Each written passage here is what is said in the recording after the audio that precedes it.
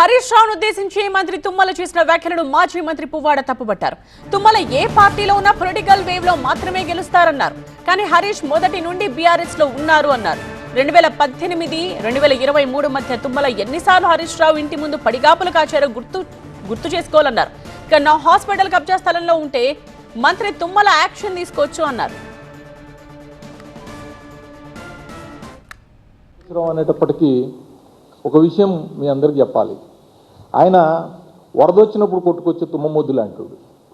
వరద వస్తుంది, నీళ్లు వరద ఫుల్ ఏది గోదావరికి వచ్చినా లేకపోతే కృష్ణాకు వచ్చినా మీరు చూసే ఉంటారు, లేదా ఏ వరదకైనా ఆ వరదలో వచ్చే కొట్టుకొచ్చే తుమ్మమొద్దు దాని ఎఫర్ట్ ఏమి ఉండదు.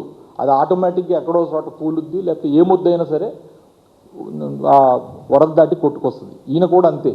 ఆయన ఏ పార్టీలో చేరినప్పుడు వచ్చే వరదలో ఆయన కొట్టుకొచ్చి తద్వారా ఆయన మంత్రి పదవులు అనుభవించి ఎన్టీఆర్ తెలుగుదేశం పార్టీ నుంచి చంద్రబాబు తెలుగుదేశం పార్టీ నుంచి లోకి వెళ్ళి చంద్రబాబు తెలుగుదేశం పార్టీ నుంచి కేసీఆర్ గారి టీఆర్ఎస్ పార్టీలోకి వచ్చి కేసీఆర్ గారి టీఆర్ఎస్ పార్టీ నుంచి మళ్ళీ ఇప్పుడు రేవంత్ రెడ్డి గారి కాంగ్రెస్ పార్టీలోకి వచ్చిన తుమ్మల నాగేశ్వరరావు గారు రాజకీయ అవకాశవాదం ఎవరిదండి? నీదా, హరీష్ రావుదా, లేకపోతే ఎవరిది? నీకు రాజకీయ భిక్ష పెట్టిన మన ఎన్టీ రామారావు గారిని ఎన్నుపోటు పొడిచి ఆయనని దించిన సంఘంలో నువ్వు హెడ్, నువ్వు ఆయన్ని పక్కన పెట్టినావు. నీకు అస్తిత్వం లేదు, లేకపోతే నీకు ప్రాముఖ్యత లేదు, నీకు అక్కడ వరంగల్ సభలో లేదు, ఇవన్నీ ఏదో మాట్లాడినావు.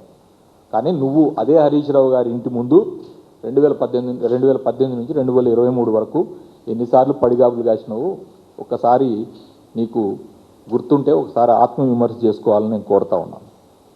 ఇండైరెక్ట్గా డైరెక్ట్గా అనలేక ఇండైరెక్ట్గా మేము మీటింగ్ పెట్టినాం. మీటింగ్ మా హాస్పిటల్ ప్రాంగణంలోనే మీటింగ్ పెట్టినాం.